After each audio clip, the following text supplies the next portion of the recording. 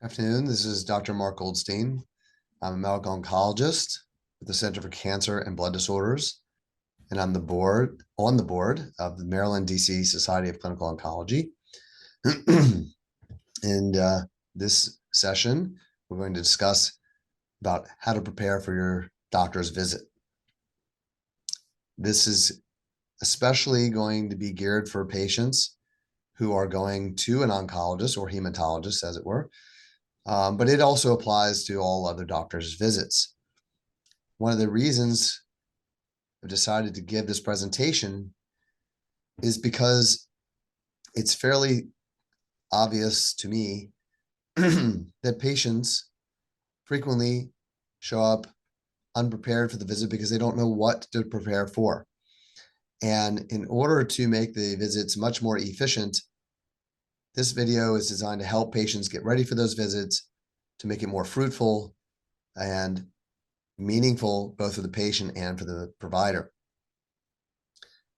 So one of the more common things that we notice in the office when we're asking patient questions about their medical history and their medications is which doctors they see. Very often we can figure out from the medication list what medical problems the patient has had, but we don't know who's prescribing the medications. It's very important for patient safety for us to know which doctors are on the team, even sometimes doctors you haven't seen lately, such as a gastroenterologist you may only see every few years, as it may become relevant during the office visit on that day, but it may become relevant on some future date. And it's a lot more efficient if we know who your doctors are so we can communicate with them readily. Similarly, as I alluded to a moment ago, it's important for us to know the medication list. That includes the names of the medications, but also the dosing and how often you're taking the medications. The simplest way to do this is to bring in a printout of your medications with the doses and just hand them to the staff. It's much more efficient than having to look things up on your phone, and it's much safer because we at least now know what the doses are and how often you're taking the medications.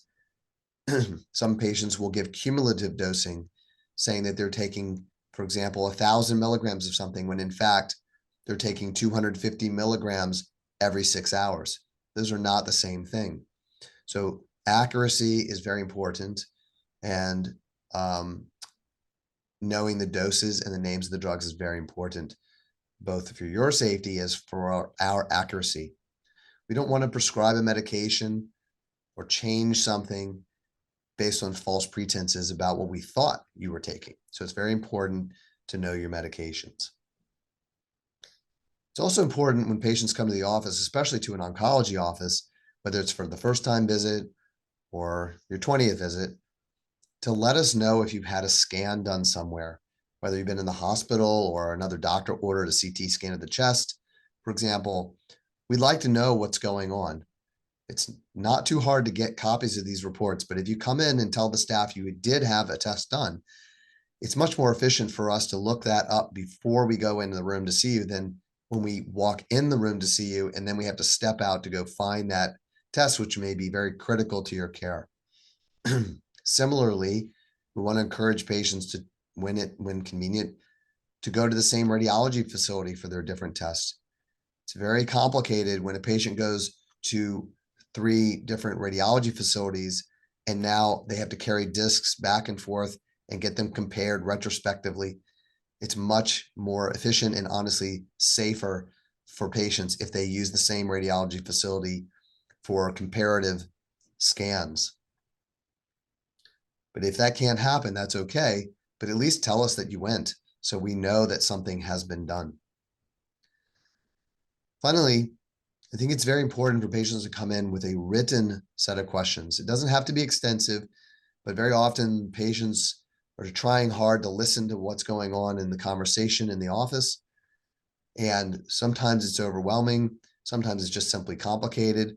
And so it's important that they can refer back to their notes. They might have been sitting in the waiting room or in the car, and important questions popped in their head. It's important to write those down. So when you come in prepared for that office visit, you know exactly what it is that you want to ask.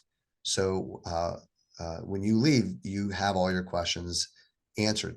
Sometimes these questions are seemingly unimportant to the patient, but they might actually be very important for coordination of care or safety issues. So always remember to bring in a list of questions. Again, it doesn't have to be extensive.